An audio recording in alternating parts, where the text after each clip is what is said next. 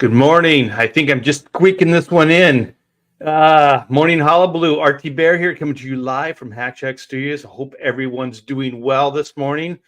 Like I said, God, just getting this under the wire. Just got back from the post office. Pamela, my wife and business partner, just got back. I think it's close to 200 books that we got out today for the Black and White Man versus Machine Volume 2 campaign. So if you guys have backed, you should be getting your book very, very soon. So I think we're about 1,100 books into this. So we have about 600 books left to get out. So what's that, about two-thirds of the way? Because I think we got about 1,600 backers, which is fantastic, which is amazing. I still cannot believe that. So thank you guys. Oh, this is going to be an interesting show. I have a review, a YouTube video review of Black and White, of High Octane and Black and White Volume 2. And it's done by Iron Age Comics. And I've never done anything like this. So this should be fun, interesting, and a little nerve-wracking on my part because, like I said, I've never done anything like this before. So what I'm going to do is I'm going to play his video, and then I'll pause it and comment, and hopefully I can figure out all the technology and make this thing work. I think it's just as simple as just clicking on the link, and I believe I can talk over him, pause, stuff like that. So this show is interactive, you guys. So morning hullabaloos are always, you know, the only way these things succeed is because of you guys and your interaction. So if you're out there, give me a sign of life. What I mean by that is type in something in the chat, or give me a thumbs up, or both. I'll accept both. So very, very good. We got Pedro Ang. He's first, but never last. What is this? Heldra 6480. I like that image. It's spooky. Spooky. Hell, Pedro. Got some Pedro fans in the house. Very, very good. I think this guy on this Iron Age reviews your book, Pedro. So I have not seen this. So this is going to be fun. I don't know if he says good things. I don't know if he says bad things. I don't know what's going on. But like I said, I've never done this before. I think it's fairly long. So we should probably jump into this quickly. And like I said, you guys, always I need a sign of life. So don't be shy.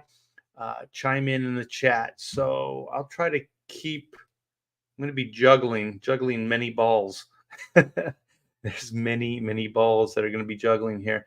So let me see. Okay, so I click there, and then you should be able to see it. I should be able to speak over it, but I probably won't be able to see the chat. So I'll be cutting back and forth. Okay, let's do this. Okay, so present. Got all these buttons, button. Okay, I think this is it. Yeah. All right. So you should be seeing this. You know what? I wonder if there's a way to do, hold on. Okay. I think maybe there's a different window I can use. New layout, shift press. They don't show up. Let's try this. Figuring out on the fly. If this doesn't work, I'll just do it the old-fashioned way. It's not working. All right. Well, hopefully you guys, I think you guys can see this. This is Iron Age Comics Review. And he is going to be reviewing, I don't know his name. What is his name? Art Table Talk. So let's see if I can find, it's just Art Table Talk. So I'm not going to recommend his channel yet unless he says a bunch of nice things about me. 0 likes, and maybe I'll hold the thumbs up until. So if this guy says a bunch of nice things, you guys just mob him and just give him a bunch of thumbs up. So I wish I knew this guy's name. I'll just call him Art Table, and let's see what he has to say. Taking a look You can hear at this. Black and White I Volume can't hear 2, this. second part of the Man Oh, you versus know why? Machine I need story arc. We're also headphones. taking a look I think at you guys Black can and hear White it High though. Octane, which was kind of a add-on side story to the main part of the story. I'm not I'm really gonna sure pause it where for it a falls minute into the con. and plug in my headphones. Next time you guys see me, I'll have a headphone head. So far, I'm batting a thousand here. All right, let's see. Okay, all right, Mister Art Table Talk. Let's hear you. Continuity. We'll Yes, I get can to hear him that now. in a second. We are, as usual, going to start with taking a look at the physical quality of the book. And Okay, the this physical is a quality of very the book. nice book. It's a nice It book, you has a guys. nice binding. It's perfect bound. Has a nice square binding. It will look good on your shelf. It's going to hold up to repeated readings. Probably not a whole lot of repeated reading. You can probably read this about 10, 12 times before it starts falling apart. That's typical of these kind of books. Honestly, it's probably not meant to be read more than 3 or 4 times. And I don't know if anyone is going to want to come back and read it more than that. It's certainly suited to Listen, they're gonna want to read it over and over and over again. So there you go. that task. It's very pleasing.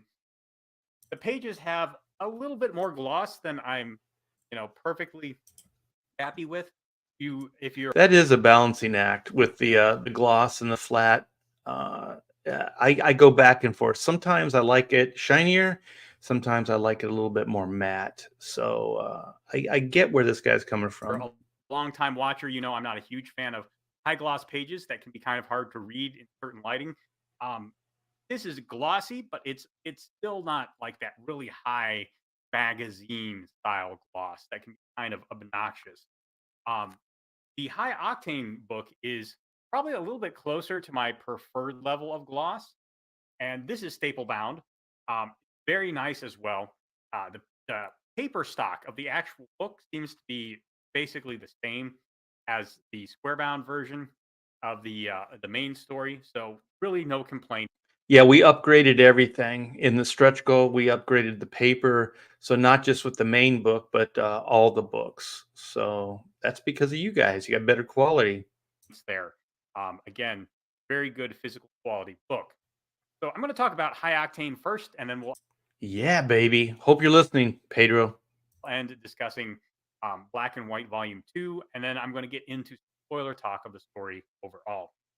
Okay, before we go any further, because I'm paranoid, I'm gonna come back and see what you guys, if you guys are hearing this guy. Okay, review High Octane 2. I'm shaking my boots. Me too, man. I can take it. We got Doc uh Balalak. Balak. I probably butchered that, but welcome to Morning Hullaballoo. Let's see. High octane is good. He said it. Stop the video. Okay, so you guys are hearing this. Okay, let's go back so I don't have to be paranoid anymore. So we'll listen to more of this guy's review. Boom, boom. All right, you guys should be seeing this now. Let's go. Let's go, Art Table. High Octane is written by Von Kloss. I think this is actually the first thing of his that I've read in conjunction with Art and Pamela Bear, who are the owners of this franchise. Okay, just to clear up the dynamics of the writing, uh, I approached Vaughn and I had an idea. I pitched the idea to him. He did an overview. The first one was not quite where I wanted to go, so he did another one, nailed it. And so I'm always upfront with people I write with that Pamela and I will have kind of the final say on the dialogue.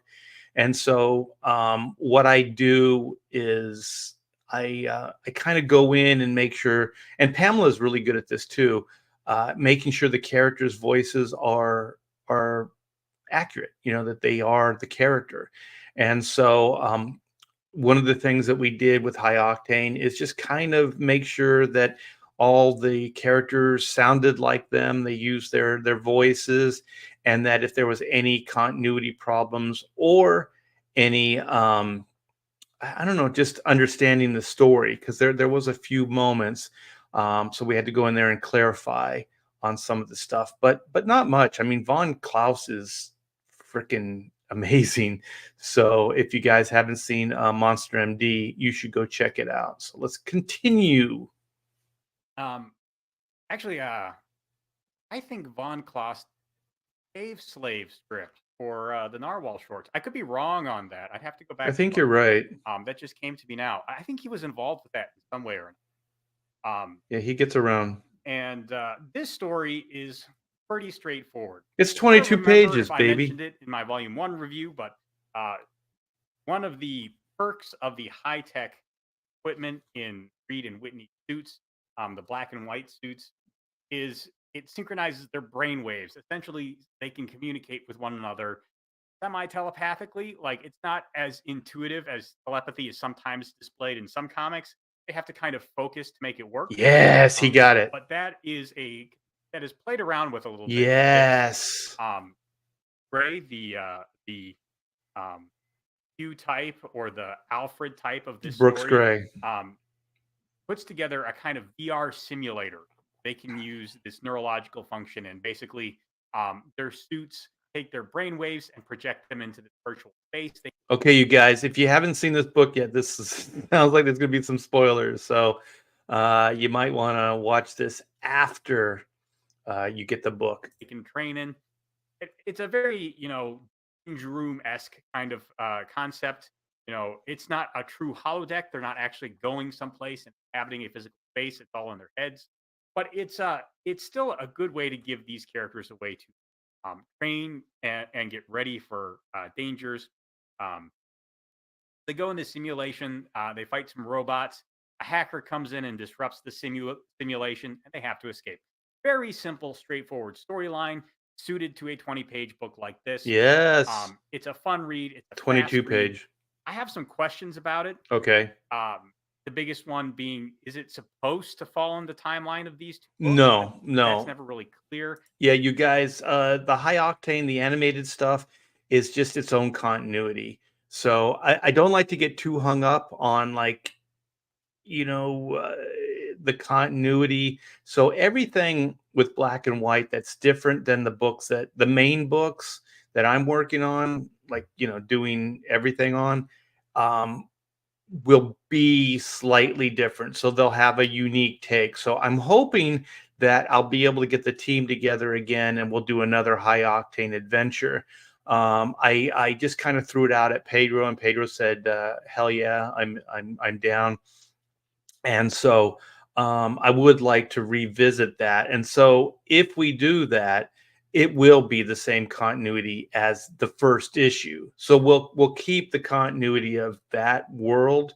But I kind of like Mike Mignola. I heard him talking about Hellboy, and he said if it's a Hellboy animated, it's a Hellboy animated. It has nothing to do with the comic book. Hellboy movie is a standalone universe. So I kind of like that idea, because then you can expand it creatively. You're not just locked into everything being the same. And I do like that, because animation, like the Pedro style, is unique. So the product should feel that way. We shouldn't limit it to the conventions of like more realistic comic book, since it's an animated adventure. So that's kind of where my head's at with the black and white stuff. So I hope he's watching. Maybe I'll try to link him to this later so he can see my review of his review. If it's after um, Black and White volumes 1 and 2, I kind of feel like some of the character development in that book is rehashed here. That's my only real complaint, story structure wise. The writing again is very I quippy. think in High Octane, Whitney Sung and Reed Blackett are more of they're more comfortable. They've been around each other longer in this High Octane adventure. And I didn't want to tell an origin or anything like that. I just wanted to be like a kick-ass 22-page, like, floppy type comic book. It's like a high-end floppy comic book, but it's 22 pages like the comics of my youth. And very bantery. I think Von Kloss did a really good job of kind of recreating the general tone and pacing of the original and follow up black and white books. That's because of, like I said, that's Pamela and myself doing that. So Von Klaus's dialogue was really good, and he pretty much nailed it.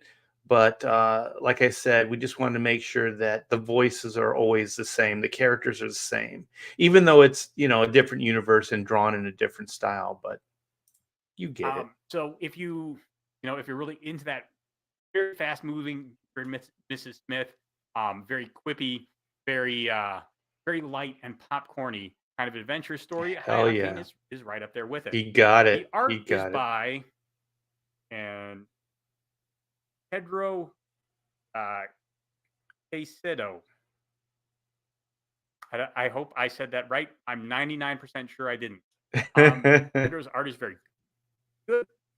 It is not on the technical level or the detail level of Bears, but he probably not been in comics for like 20, 30 years. I don't remember exactly how long Art Bear has been drawing, but it's a long time and it shows in every panel that he draws. So it's kind of unfair to expect Pedro to be on that skill level. It's still pretty good. You can see it here. It has a very strong dynamism to it. Um, a fluidity and a impact in the posing that you don't always get in American comics. Very present Yeah, here. I like it a lot. good. It I is love a it. little cartoonier, and that may be a matter of taste. Personally, I never had a problem with cartoonier styles. I'm a huge fan of Phil and Kasha Folio from Girl Genius. A number of other places may have a much cartoonier style as well. But I recognize that, especially to the average American comic book reader, there is a pretty narrow window that they tend to focus on. And That's true. Like, the thing that is kind of sad about American comics is more cartoony style usually doesn't do as well as something that's more like a Marvel DC type of style. And that's kind of disappointing because I love like the animated styles. I'm a big animation guy. I love comics. I love animation. Warner Brothers, Disney, all that stuff. And I love it when it's brought into comic books. Like for me, like the perfect like what I'm trying to strive for with my style is like a cartoony meets realism, kind of like what if like Art Adams and Frank Miller had a baby, that type of thing. And I'm still kind of striving for that. I don't quite have the guts to just jump in and do it.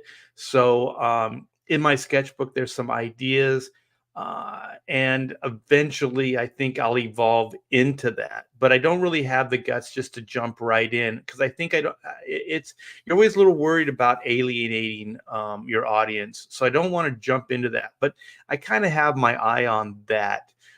To eventually get there. So I feel like I'm still work in progress, if that makes any sense. Bear is right in the dead center of that window. In fact, I think he's probably the best um, best illustrator in the American style I have seen. And Yes, I like this art table talk. I like the signage comic review. That's awesome.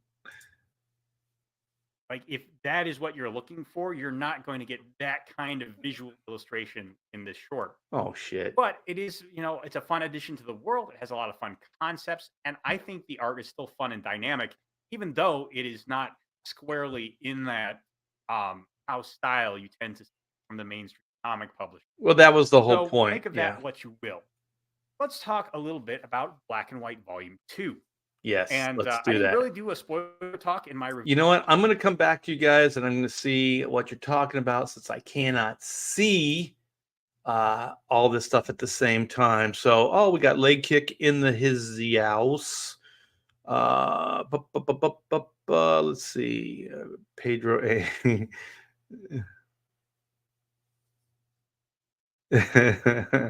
I have no idea how to say this. Flatty, Flatty One.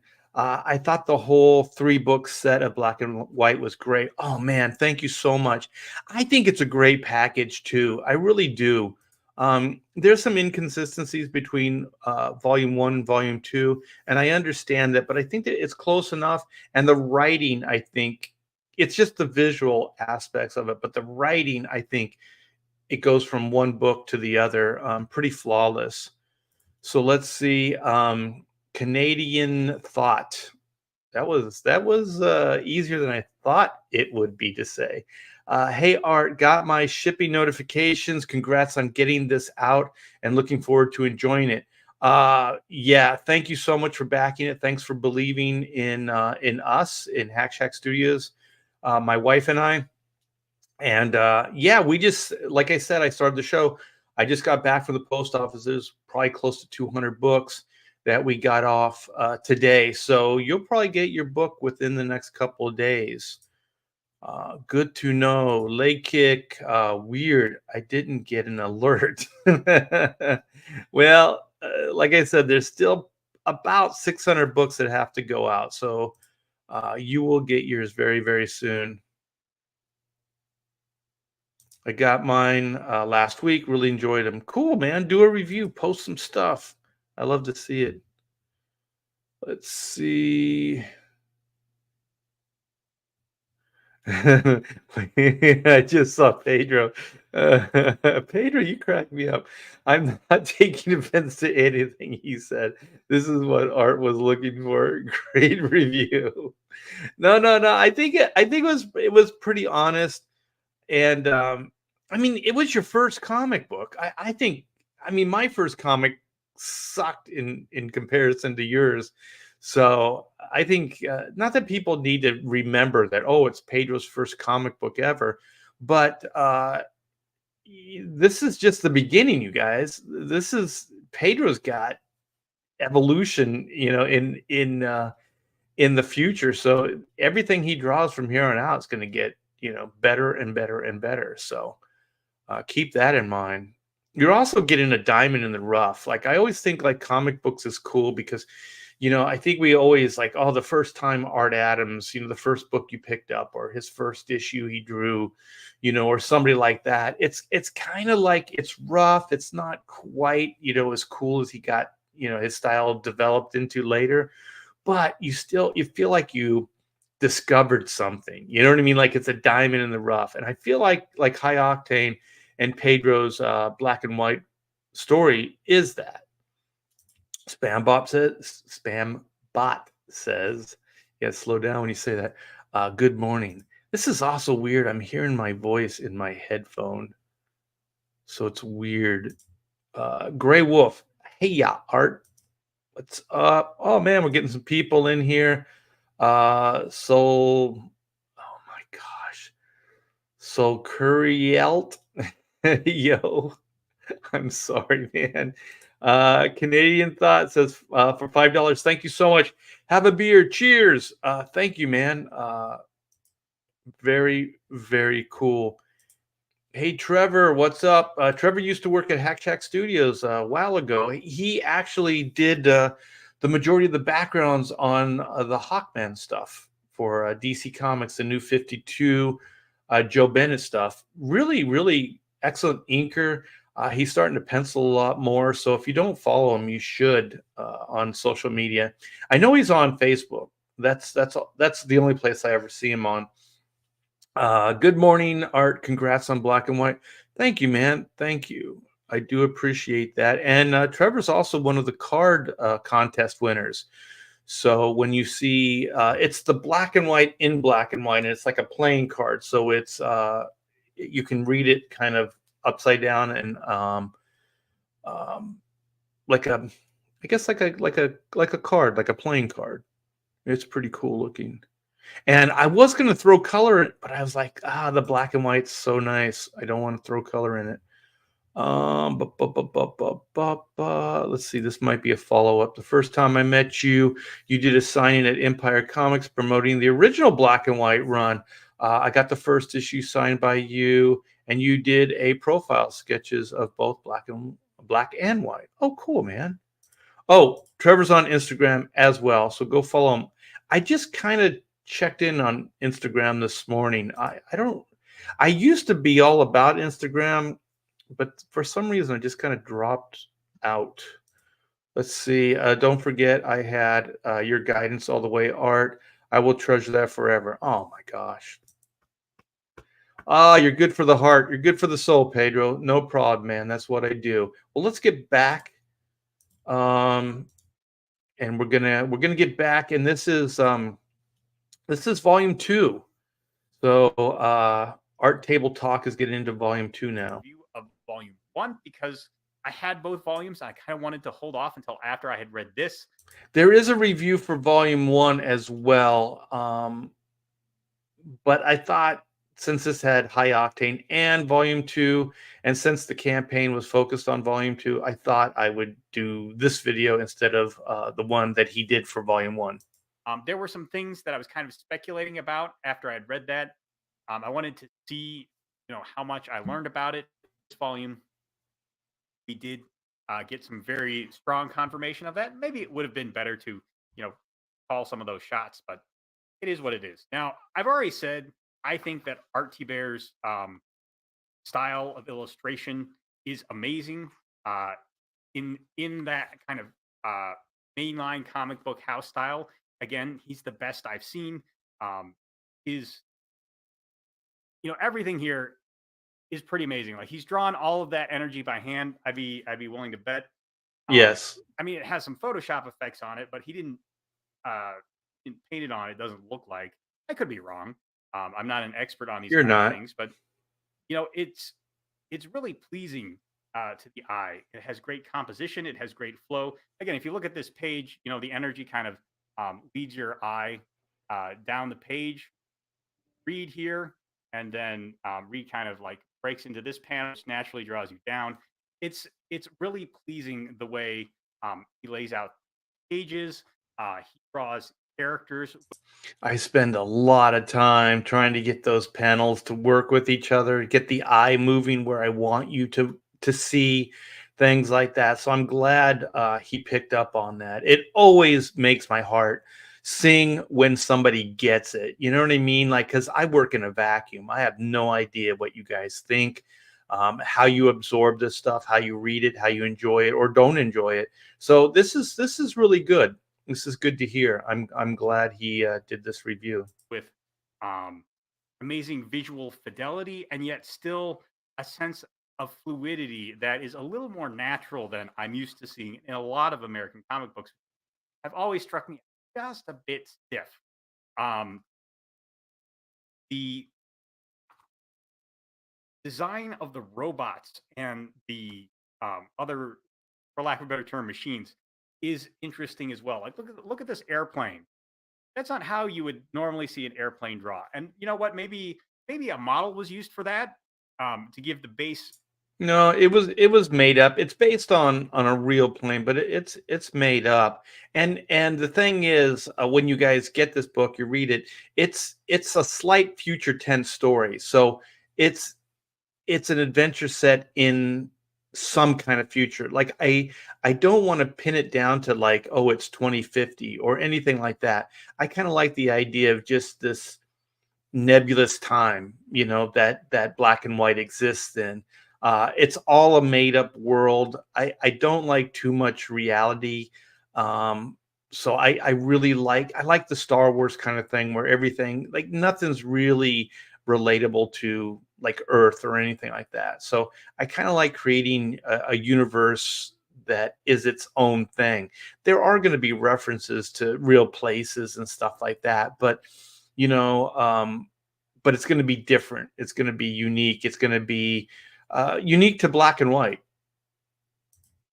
Outlines and the perspective and foreshortening, but a lot of the visuals there, like it doesn't really have traditional wings. It has these things down there that look like jet intakes, and it has that weird window layout. it's very striking and yet understated. It's Thank you. different yet the same. I can tell what I'm looking at, but it still feels very imaginative and creative. Cool. Same with the robots. If you just, oh, this one doesn't. I got some new Only has a ideas small for robot on the front robots, page. dude. Let's see. The robots, again, they're kind of familiar and they're kind of different. A lot of these robots have like this cyclopean look. They have like one big lens in the middle I like of that look. their heads. This huge power suit type robot has that big window instead of like a cockpit or cameras or something like that. Uh, Again, you can easily tell what you're looking at, but it's just a bit different enough. The lines are straightforward and easy to understand. There's details that kind of grab you and make you think, okay, that's an interesting design decision. Maybe I just geek out about these things because I like to draw myself, but I really did enjoy it reading this. And beyond that, I actually feel like there is a slight evolution in style between volumes one and two. I felt like there's a little more cross hatching, especially to add depth as opposed to just indicate shadow in this book. Maybe that was my imagination. I went back and I looked at volume one after I finished this book, and I was like, I do feel like there is a bit more hatching and cross hatching going on, a little bit more texture, a more lived in feel. Yeah, there is a difference between volume one and volume two. Volume one is really more, it started off as a kind of reimagining of the first two issues from 1994, the Image books. And so it was going to be like me going in and kind of digitally remastering the book. And then as I got into it, I was like, no, I could really, really make this thing, a million times better. So there's a lot of redrawing in there, but it's really based on those first two issues from the 94 three-issue miniseries. So a lot of some of the stuff is based on the original, so that's why it looks different. And so when I decided to do volume two, like I said, there's an evolution. So between one and two, and so volume two, I didn't want. I wanted to put everything I had into it. You know what I mean? Like I didn't want to hold back. So that's why there's just so much stuff going on with the hatching and everything. So I'm glad he picked up on it. And when you guys see it, you are going to see a difference between volume one and two for Almost sure. to the art. I mean, I'm talking a lot about this because after reading these two volumes, I've never been the hugest fan of that house style that you see in the big two, and Art to Bear has taken it and made it his own. And this is really surprising to me because, as I mentioned in my review of Volume One, the first thing I read from him was Chrono Mechanics, which has a bit more of a cartoony style. Um, his characters in that were very expressive, and I enjoyed them a lot. And I wasn't sure so if I was going to enjoy something in this kind of house style as much. But I also feel like I've been doing a disservice to Art's work in this because I keep referring to it as a house style, and it's clearly not. If everything from a mainline comics publisher was in this style, I would probably enjoy it more than a lot of the other stuff I've read. Um, Bear style is an amazing blend of realism, imagination, and expression. And I have really enjoyed reading it here. I think the only other person I've seen who approaches this is Matthew Weldon. And even he, Yeah, I like Matthew's work. I'm going to come back to you guys, see what you're saying. Like I said, I'm flying blind here. I'm flying blind. So I hope you guys are enjoying this. Like I said, I've never done anything like this. It's kind of a deep dive into somebody else's review.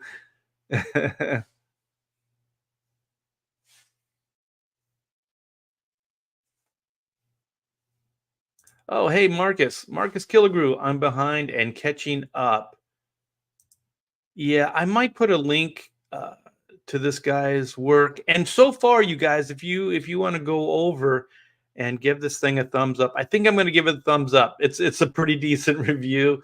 So far, I think it's been pretty fair, and and it's actually kind of it's I've really I usually don't give myself this kind of time to listen and to like this kind of reviews and stuff like that. So this is kind of fun, to hear what somebody thought of your work, and to see if they understood what you were trying to put out, and if they're responding to it. And so far it seems like he's getting it, and that makes me feel so good because, like I said, we work in a vacuum, have no idea.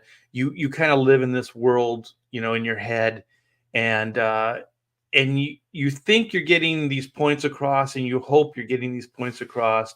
um and when you hear somebody that gets it, then like, okay, it's working. And that's fantastic, especially for somebody like me. I think this is cool. All right, man. Well, good to know. Let's get back. I think we're about halfway done. So I don't know if this is like self-indulgent or not. I hope you guys are getting something out of this. You know, I always kind of have a critique of his art that it feels a little stiff. I don't know if it's the level of It is, and I'm trying. I've been very conscious of it moving forward. So all the drawings I'm doing now, I'm really trying to maybe be a little bit more dynamic. I think that's maybe why it looks stiff, because it's very formal, you know. And so maybe if I start pushing the angles a little bit more, pushing the poses a little bit more, and maybe it'll loosen stuff up a little bit, make it flow a little bit better. ink he puts on the page or what. But I don't find that slight uncanniness that I sometimes find in his work with Bear's work. Um, a lot of that is probably experience. Art Bear has just been drawing a lot longer. He's been thinking about the acting and the posing and the expression and the dynamism and the layout. Oh, wait a minute. I think he was talking about Matthew Weldon. I don't think he was talking about me. But anyway, you got a confession A out of lot me. longer, and so it's more natural to him. And even Uh, in his case, there I'll tell you right now, art table talk. It's not that natural. I work so freaking hard at this. Some people go, "Oh, he's a natural talent." It's like it doesn't feel like that. It doesn't feel like that. This is a struggle every day, my friend. there are occasional things. This page in particular, um, I kind of earmarked out because it strikes me as oddly composed. Hmm. We have this big punch here coming down. It hits here, and then Whitney is kind of just jumping back. Um, No, the if I had ground been is editing this and I'd erupting. seen this in thumbnails, I would have said, uh, push her more towards the edge of the page, so it looks like she's flying away. It's kind of like a trampoline. I thought of it as like the impact of the robot. The ground is exploding, so it's throwing her up. So that was kind of my mindset there. So, but this is one of those things, people interpret things differently. Away from the point of impact to give the page more unified lines. Um, it's a small thing. This is still a well laid out um, and well illustrated page, but that tweak I think would have made the page feel more natural, given it stronger composition. It's also literally the only art critique I could find in the entirety of these books. That's pretty good. That's pretty good. So yeah, visually, these two books are quite amazing. I enjoyed reading them a great deal. Talk about the story, and I really shouldn't put this aside yet. Uh-oh. Um, the story is pretty much a direct follow up from Volume One, which is what you would expect from the end of Volume One. It is left on a bit of a cliffhanger. Whitney and Reed are still trying to chase down the elusive JC, Jack Chang, who is given them the slip and is on his way to starting revolutions the world over. This doesn't look quite like your quintessential um, world domination. kind of villain motivation. I didn't Something want I it to was be. starting to suspect by the end of Volume 1 was that JC has a messiah complex. It's not an accident that his initials are JC or that his group is called the Phoenix World Alliance. Um, he has died and come back as this machine character and Spoiler. really thinks he is, here to save the world in a very real sense. He's here to overthrow what he sees as a corrupt world order and put Oh. something better in its place. He gets it. He gets it. It's cool, cool. It's arguable that JC could stand for Jesus Christ rather than Jack Chang. I like that kind of overly grandiose idea for a villain. It's executed on pretty well. There's a scene here where he basically takes over China that is pretty believable. Pretty believable. I'm glad. I wanted to stress you guys like the tone of Black and White is not like any kind of real world stuff, you know. It's kind of Big Trouble in Little China. I always say that. It's not quite to that extent, but it's not real serious, you know? So I didn't want to get into like any kind of real world stuff. So that's why I was saying earlier, I want to kind of make my own universe, my own world, because I don't want to be beholden to that real world stuff. For a villain of his type to behave in that way. Uh, it takes a lot of work to deal with him and his machinations on the part of Reed and Whitney. This story isn't going to break any ground, but it's very satisfying in executing on this very simple idea in a way that has a lot of push and pull to it, has some swings and roundabouts, sets stakes, pays them off pretty well. If you like that kind of super spy with a sci-fi vibe, dealing with a supervillain with a very nefarious plan, and that's not afraid to mustache twirl a little bit, I think Yes. that Black and White is going to be right up your alley. I recommend it to pretty much anyone who enjoys comics for their action element or for their artistic element. Some people just collect books because of how good they look, and this book looks Yeah, I didn't want this to be a Talking Heads book. Not at all. I wanted it to move. Yeah, I get bored with those talking head books. really, really good. If Wow. you just like looking at the pretty pictures, pick up this book. It is going to scratch your itch, but good. Wow. Um, all in all, that's my thoughts without going into spoilers too much. Um, a few spoilers for volume 1, of course, but really, I think there's still a lot there for you to dig into. Let's talk a little bit about the world building. There's going to be some spoilers.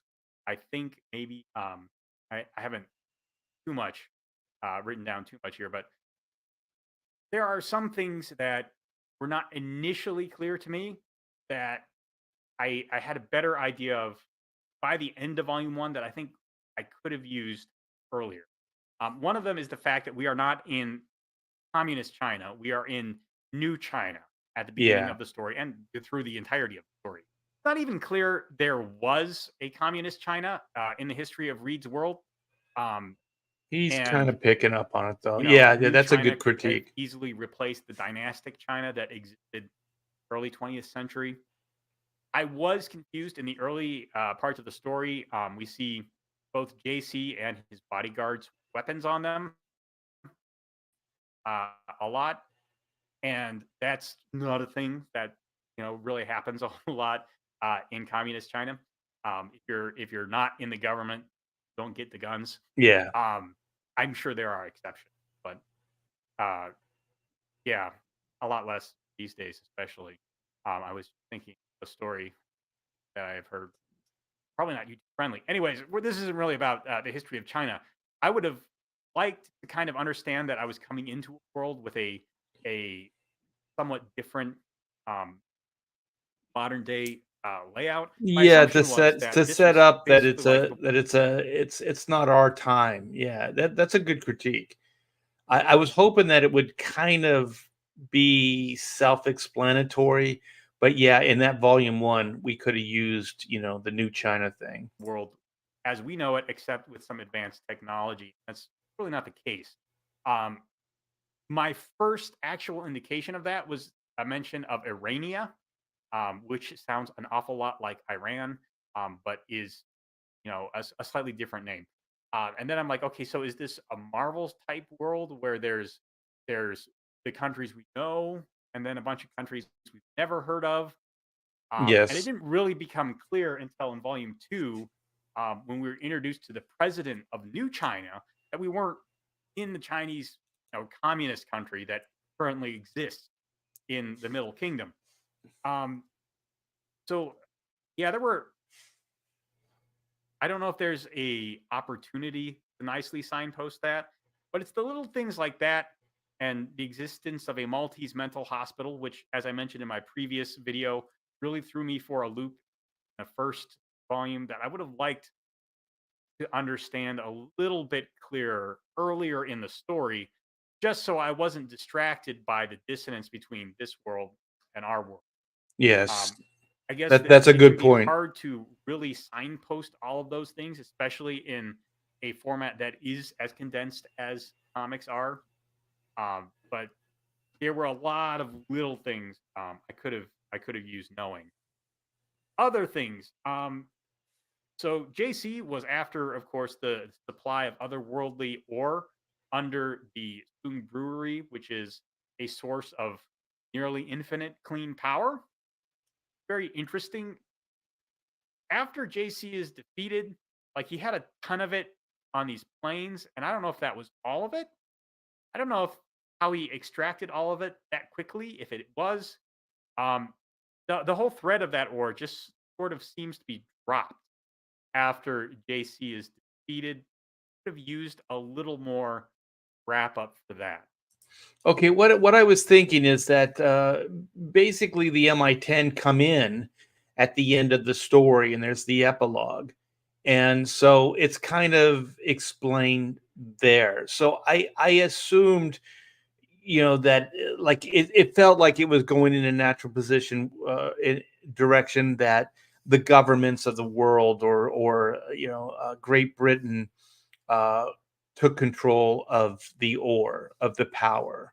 And in the next story arc, there is going to be some mention of that as well, because it's obviously, I have to make reference because it's what powers the black and white suits. So that ore and that power, and where it went isn't done. I'm not done with it yet. Art Table Talk. So if you keep up with stuff, you're gonna get more detail on that. So But those are really my big issues with the way the story is told. Or excuse me, the way the story is structured. This volume also has the issue the previous volume had. A lot of the dialogue is quippy. Your mileage may vary on that. It's not as quippy as volume one. This is a higher stakes part of the story, and the characters seem to be suitably um, subdued by that. Which is not to say they are actually subdued, but they do tone about down a little bit. They're a little more serious. There's some good character evolution in here, and the way the characters speak, expression of that.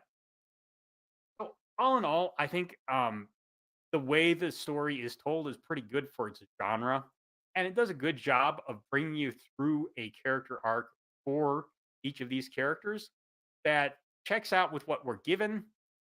Um, yeah, I'm real character. The moving forward, like I want to tell like character driven stories. I don't like big heavy plot, and it's kind of hard to do when you have a spy story or spy characters, because spy stories usually are all plot. You know what I mean? Because it's always like nothing is what it seems. Everybody's deceiving somebody else, and all those type of things, and those take time.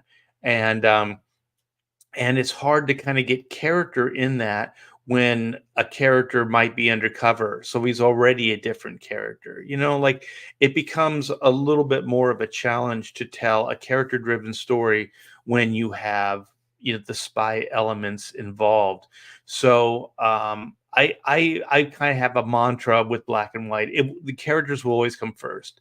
So character first, plot second. Um, but having said that, I really do, want to keep the plots relatively straightforward so I can get more into character, because there's only so many panels that you have to tell a story. And when you're doing these type of stories, you realize how limited it can be.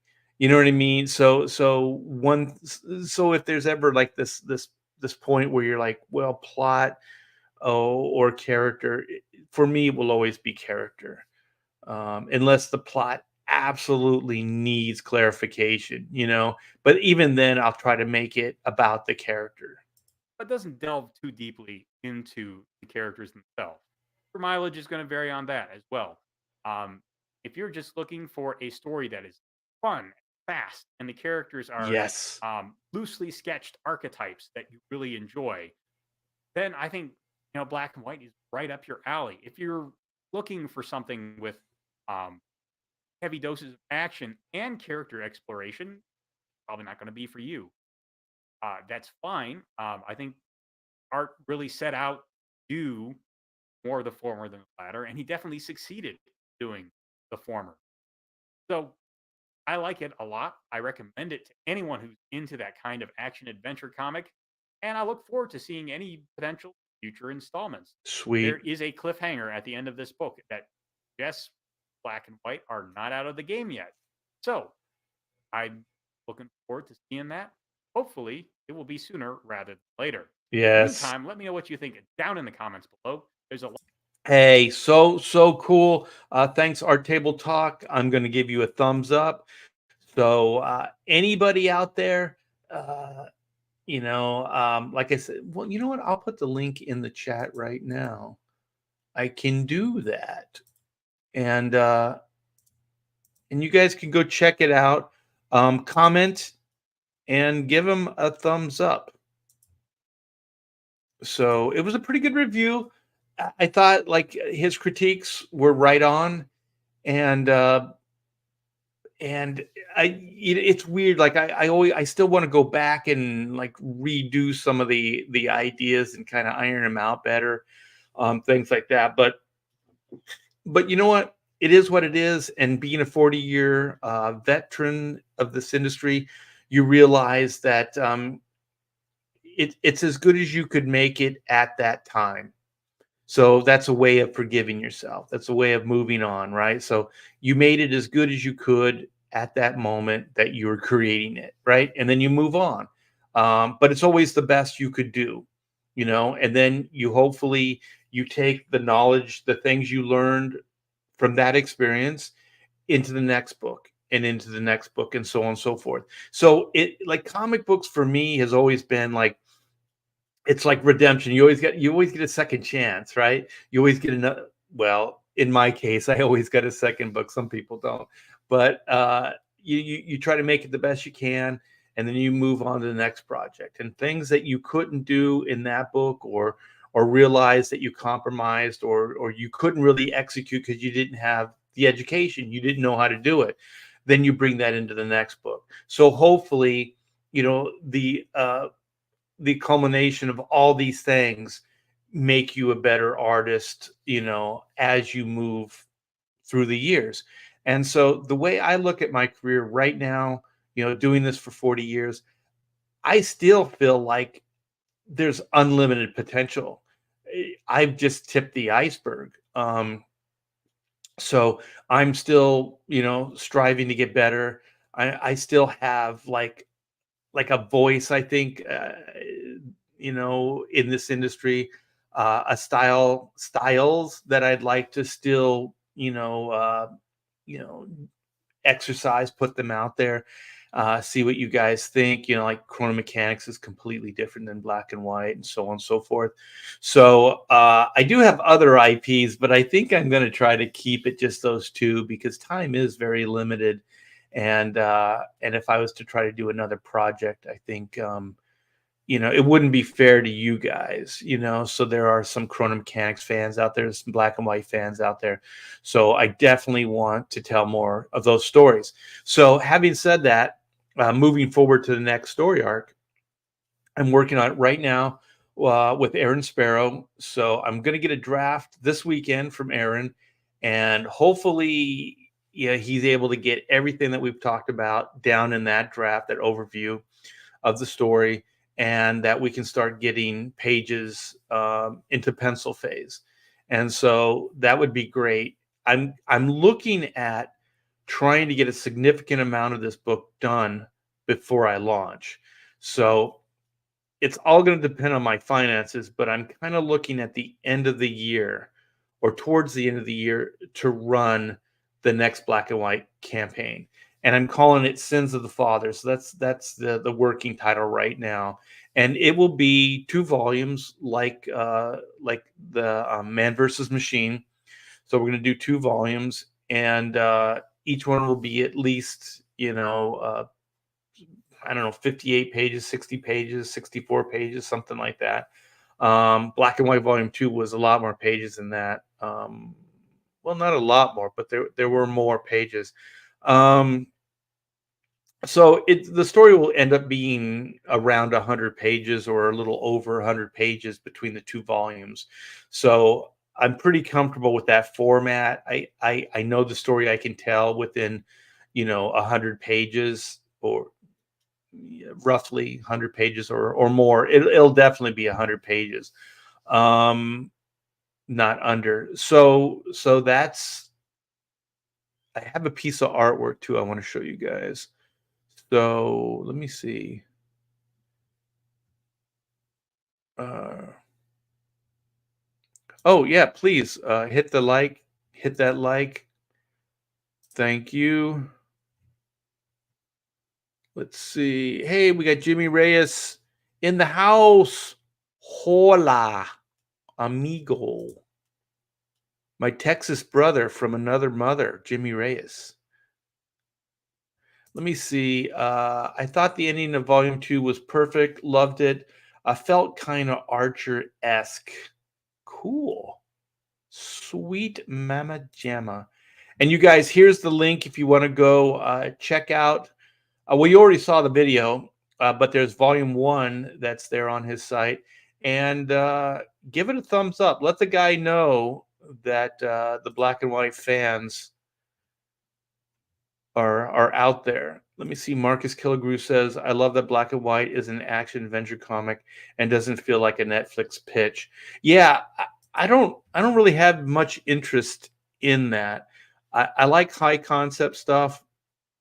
I like, Batman when he's all gadget, Green Hornet, 007. So I'm trying to figure out like gizmos and gadgets. And so I like the idea that like they're kind of spy-esque, but they don't have to speak out loud. So when they're on a mission, they can talk to each other within their heads. Like they can hear each other's thoughts, and that they can talk, but that it's not easy. Like the review said, like you have to learn to focus. So another thing I like about um like origin type stories is when the characters aren't proficient at the suits. Like there's still like this learning curve.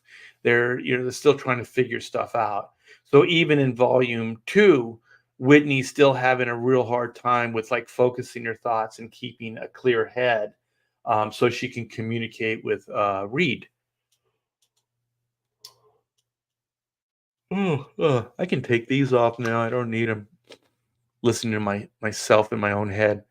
So let's see. Flatty says, Mr. Reyes drawing videos the last few days have been great. Check them out if you get the chance. Yeah, yeah. Jimmy's he's a good dude, and he's a major talent. So all good. All right, you guys. Well, I'm gonna show a piece of artwork, and then I think I'm going to close this bad boy down. Let me see. I'm going to put another link to the guy's site. I really want you guys to go by and give him a thumbs up. He was 0 thumbs up when I first looked at the site. So that would be cool. So let me see here. Click this, click that, and go here. So this is going to be one of the big bads for the story coming up. So her name is Juju, and she's from the original ongoing. So we did try, I think it was in 95, we tried to do a black and white ongoing series. We called it Codename Black and White. And the plans were that I was going to keep doing black and white till I was old and gray. And back then I wasn't old and gray. Uh, so she was a character. So this is completely reimagined of that, redesign, everything. And the first issue of, well, parts of the first issue from the 95 Codename Black and White book are going to be incorporated in the next story arc, The Sins of the Father. So the way I'm looking at, The Man versus Machine, Volume 1, Volume 2, and Sins of the Father is that the first books, the 2 books that are out now, are the origin of the team Black and White, which is still isn't completely resolved yet.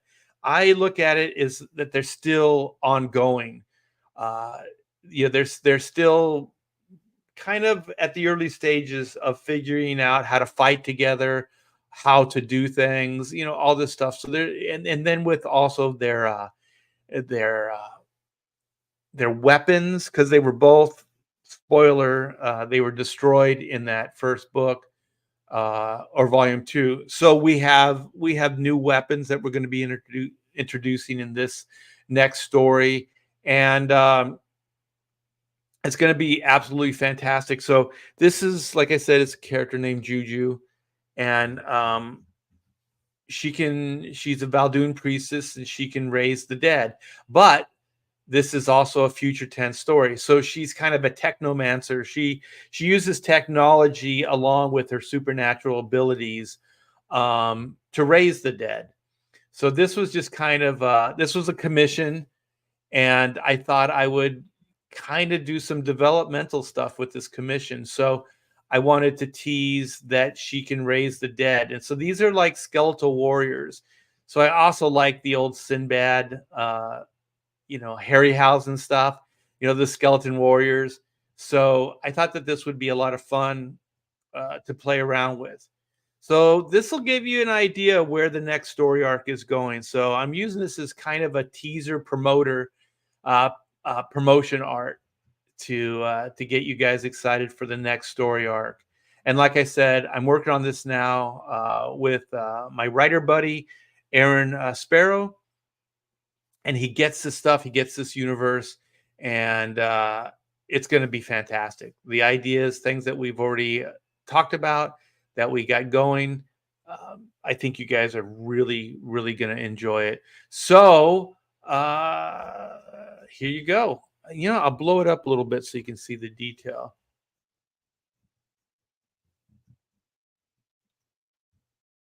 So obviously a big bad. She's a component of the big bad.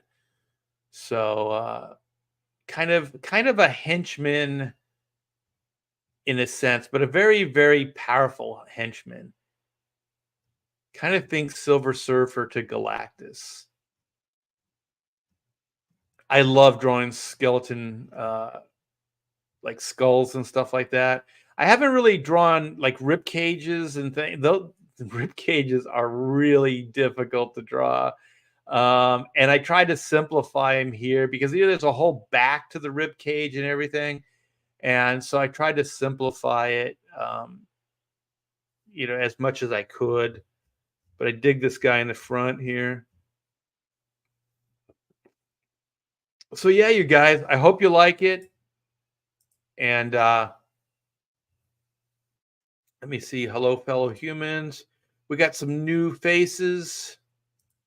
Got Richard Dupe. What's up? Hell Art, Hell Chat, Hell Comicsgate, bananas to all. Oh my gosh, is that the what is that?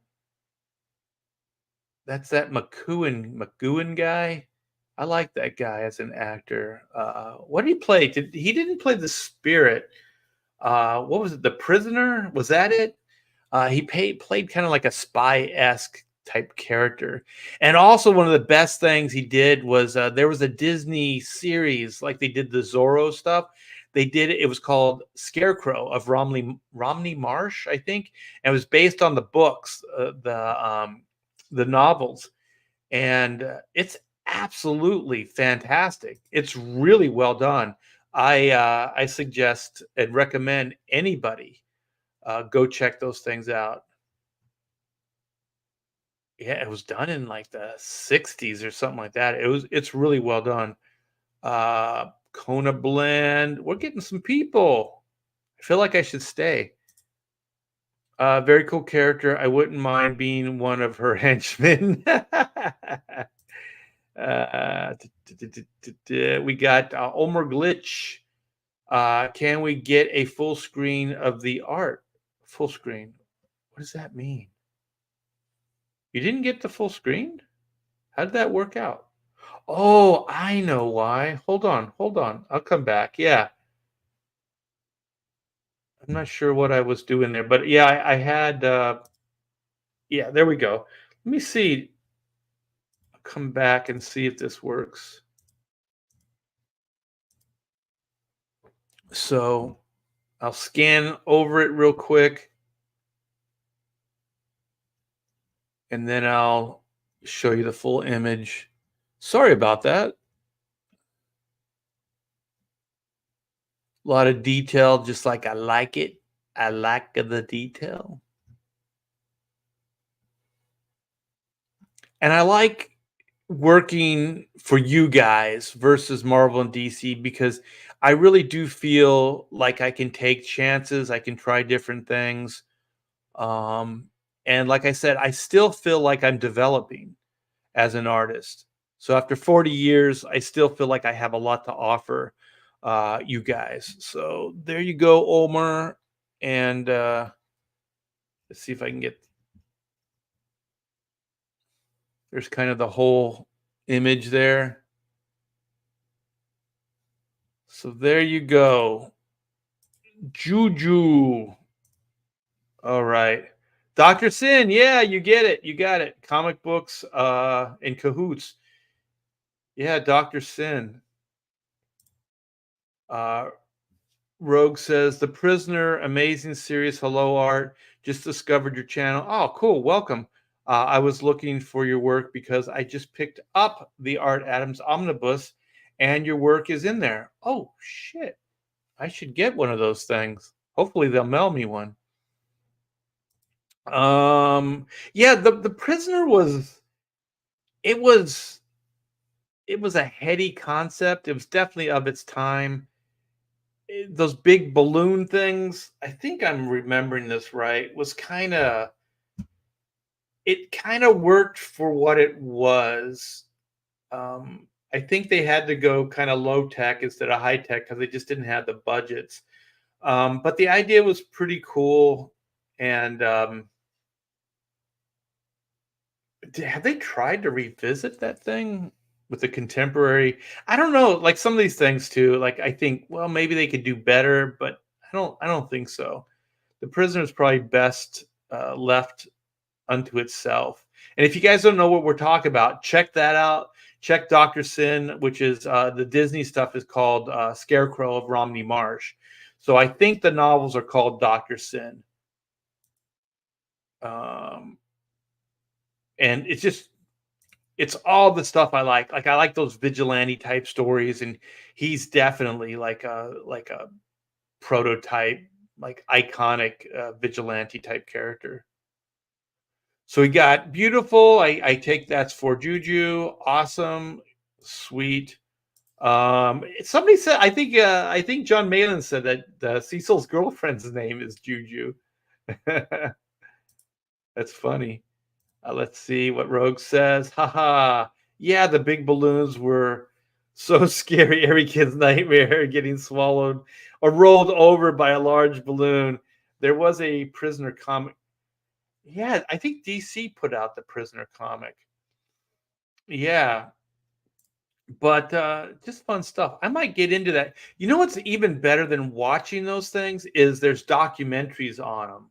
So the documentaries kind of give you like highlight reel of the show without, because some of the stuff is a little campy. Although I do think the Dr. Sin stuff, the Scarecrow Romney Marsh, is perfect. It's a little slow paced just because it was episodic TV of the time, so there's not as much action as could have been. But I just like the characterizations and that. What is his name? McGowan. I can't remember the actor's name. Maybe somebody in the chat, because I was just going to look it up. Patrick McGowan, I think, was his name. That guy brings intensity. That guy, if he was at his prime during The Prisoner and that Scarecrow stuff, and I got a movie deal to do black and white, that guy in a heartbeat. That guy can bring intensity. Like he can play aloof. He can play intense, like really intense, like scary intense. Um, I think he's just a good. He'd make a good Reed Blackett. I really do, and he's obviously British. Yeah, Patrick McGowan. I hope I'm saying his last name right because it sounds McGoohan, McGoohan, McGoohan. It's if I had an accent. All right, Docs. This is the question of the day. Doc says, Art, Ludwig or Tama, Zildjian or Sabian? Okay, I've always been a Ludwig guy in my youth, but I have a Yamaha kit now, and it's like rosewood. The the shells are so. It's a music term, tasty. The sound is so tasty. It's a nice, deep, mellow sound. And when I played Ludwig, I had a cheap kind of wood kit. It was white, and then it was definitely the 70s. I got a Vistalite kit, orange Vistalite Ludwig. It was like John Bonham's kit. Although I had a 5-piece, I think he had a 4-piece. I had one mounted tom. Maybe he had two floor toms. So maybe he had 5-piece too, but it wasn't the same. I had two toms on the bass drum and then one floor tom. And those things are loud. Those things are loud. And the good thing, when you be playing the backyards or garage, everybody starts in those areas playing in front of a crowd. I didn't have to mic that stuff up. Like those drums are loud. Those Vistalite shells are like it's a transparent acrylic plastic. And they're really cool looking. I think a few years back, like they were bringing them back, and other companies were making the Vistalite type kits, and everybody was using them.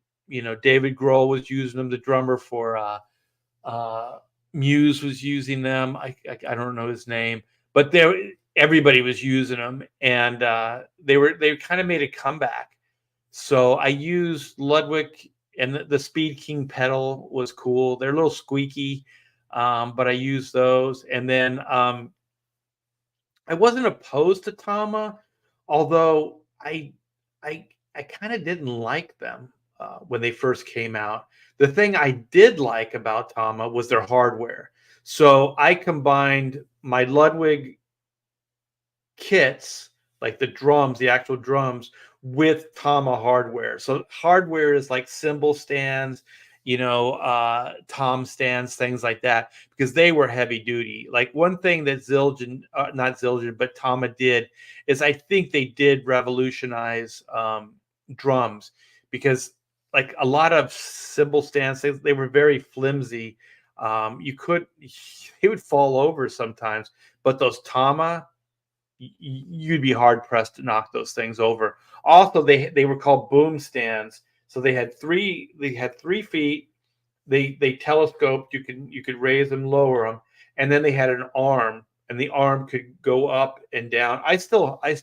Well, I think I still have some of them, some of the stands, but everything I have now is all Yamaha. So Yamaha is pretty good. I really dug the sound. I think if I had to do it again, I would get DW because I think those things sound so good. I would get DW, and then Zildjian or Sabian. I've always been a Zildjian guy. The cymbals I have are from the 70s. I still have all my original. I have my original hi-hat. I have my original ride cymbal. I have my original crashes. I did buy some China types, but they're Zildjian as well. So I have two China types to accent.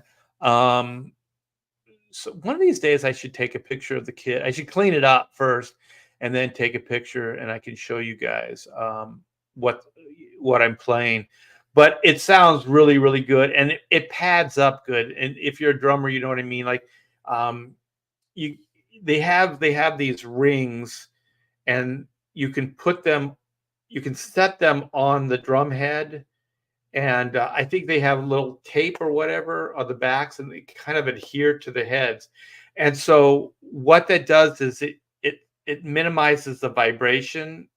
I get what they call overtones, sounds from the drum head. So they're more like boom, boom, boom, instead of boom, boom. So they don't have that kind of like tinny echo sound, and so I really like the kit I have. But like I said, if I was looking for a new kit, I would probably try out some of these Tamas. Even Gretsch has some pretty cool stuff. I think I would try different things now because I was really like a Ludwig guy, like in the day. That was it, man. Um, and Zildjian all the way, all the way. Although I heard the new stuff isn't as good as the vintage, but all my stuff is all vintage. I mean, 70, 80, 90, 2000, was that 50 years old, you know? I bet that stuff's worth some money. But let's see. I remember the Vista lights. Yeah. Let's see what Rogue says. Just looking up here, and it says that at one point Christopher Nolan was proposed as a director for a Prisoner remake. Never happened. You know what? I take it back. If Christopher Nolan did The Prisoner, it would rock. He's probably the only director that could make that thing work. Pedro says, I played in a band with a Vislight drum kit. That shit was a health hazard. They're loud. They're really loud. I actually I I don't know. Maybe you guys know, but John Bonham, I I have a theory. He didn't bring those Vista Light kits into the studio because I did. I did some studio recording in the day, and we couldn't mic them up properly, like because they're so loud, and they kind of echo, like because of the plastic. It's just a big sound. Like there's nothing to contain it. You know, like the wood shells kind of absorb, and you can kind of get a mellow sound. Those things they're kind of bombastic, and so what we ended up doing, and it broke my heart because I play by sound. Like if the sound is wrong, I can't play. I just can't play. Like the drums sound horrible. So we padded them all up to practically nothing, to no what is that, vibrato or vibration. Um, and it was all done through the board. So all the echo and all the effects and stuff was done that way. And if I played them without the headphones, it sounded horrible. So I had to learn to kind of hear the sound through the headphones, which is always it's always a little.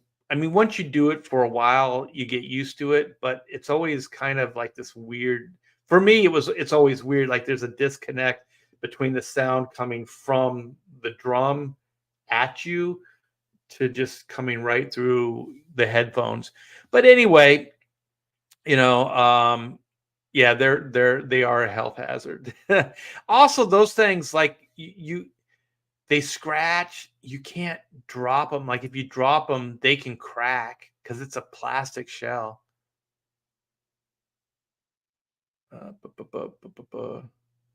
Wait a minute. I've never heard this. Mapex hardware can survive a nuclear holocaust. I don't, I'll have to look that up. Let's see. Richie Dupe. I never watched the recent miniseries. I think Art was right, as in just leave the original alone. However, I would have been interested. Yeah, yeah, I would have. If it still happened, it would be so. I think it would be head trippy, but in a way that looked cooler and probably this is going to sound weird, but made more sense. You know, like the logic of it would make more sense. Maybe I'd still like to see it. Yeah, I love music, so I could go in all day. Um, it's cool. There's this guy that I met. His name's Jeff, and he's a drummer, and he plays. There's all kinds of churches here in the Woodlands in Texas. There's one on every corner, and everyone has like a band. And my wife Pamela for a while, and she still does. She checks out other churches, and so sometimes I'll go with her. And Jeff is a really good drummer. Like he's the best one I've seen in any of these bands. And it's weird. It's like instead of going to a nightclub to check out bands, you're going to church to check out these bands.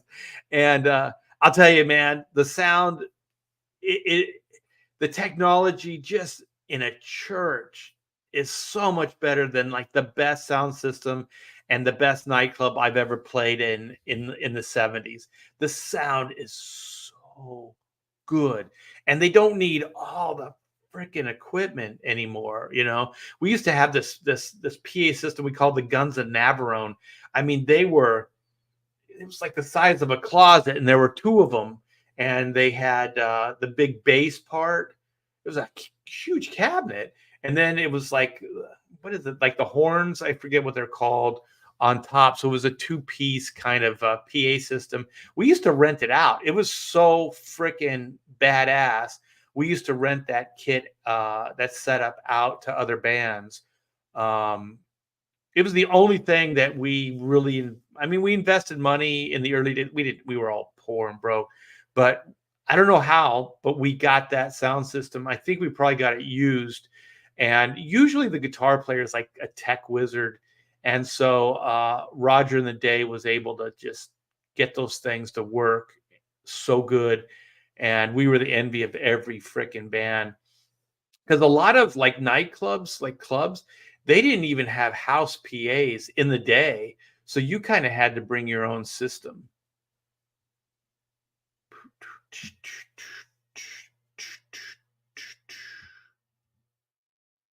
All right. Well, we're gonna wrap this up. It's afternoon now. The morning is gone.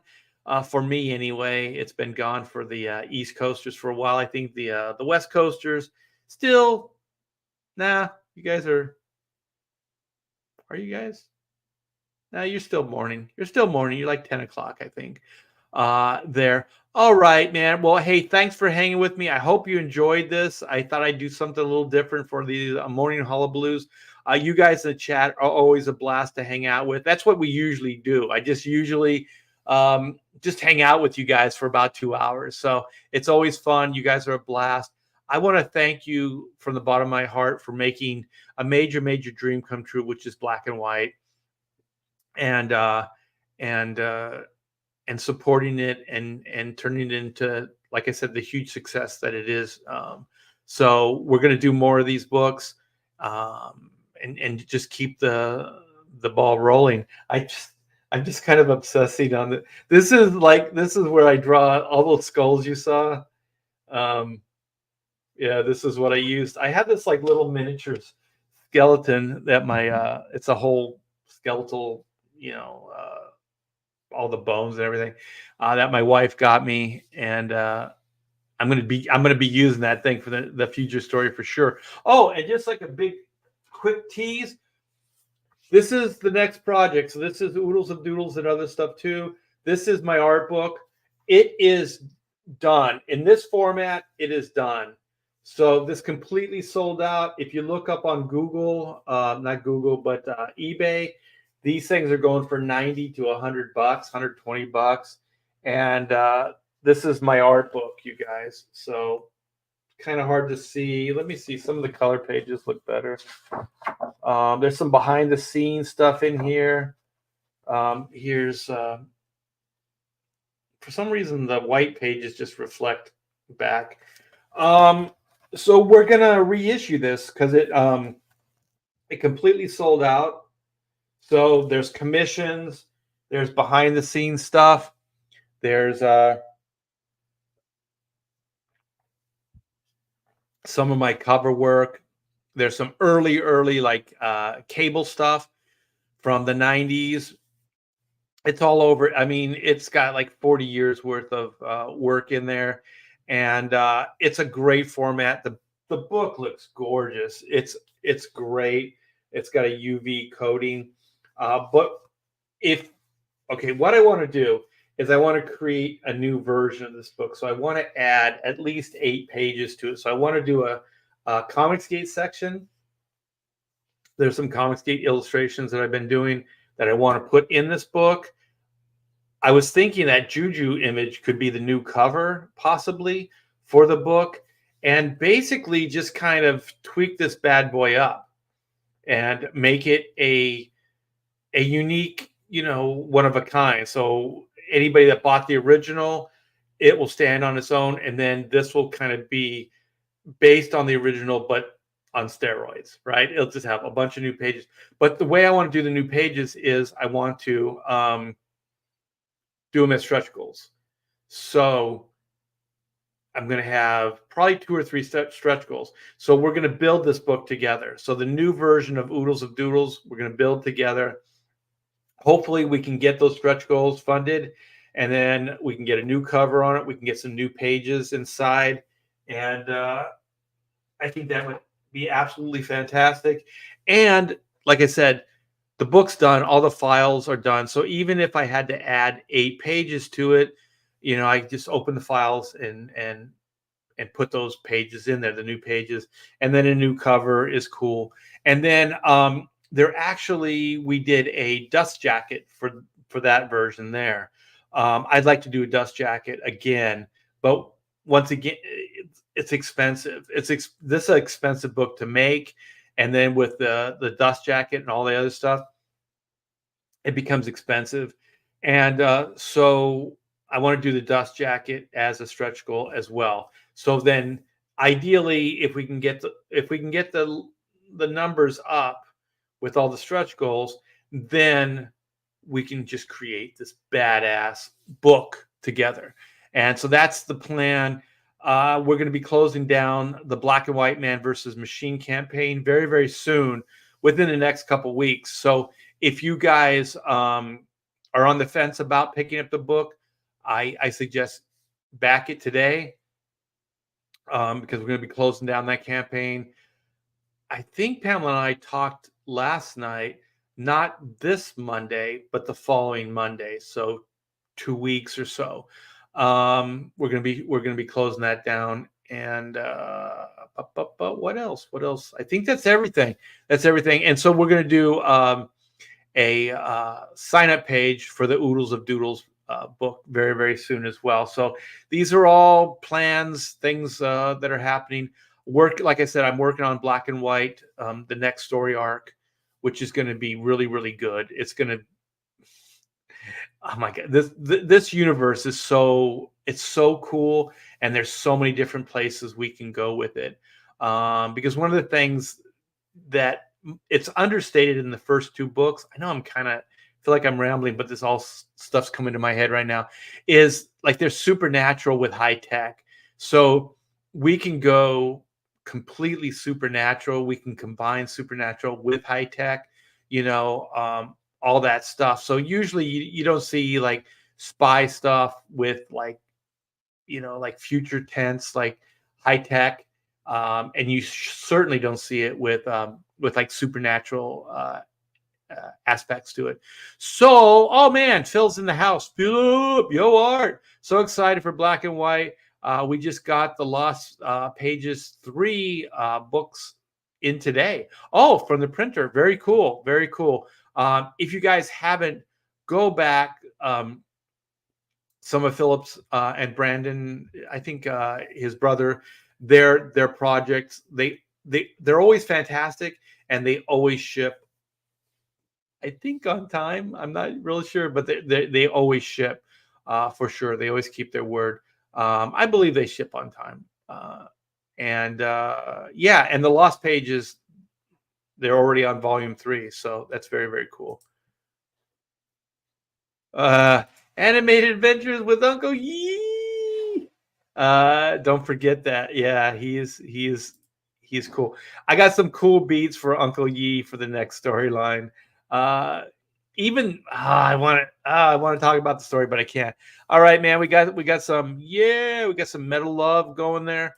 All right, you guys. So have a great day. Enjoy your weekend coming up, and just be good to each other. And we'll see you very, very soon. Take care.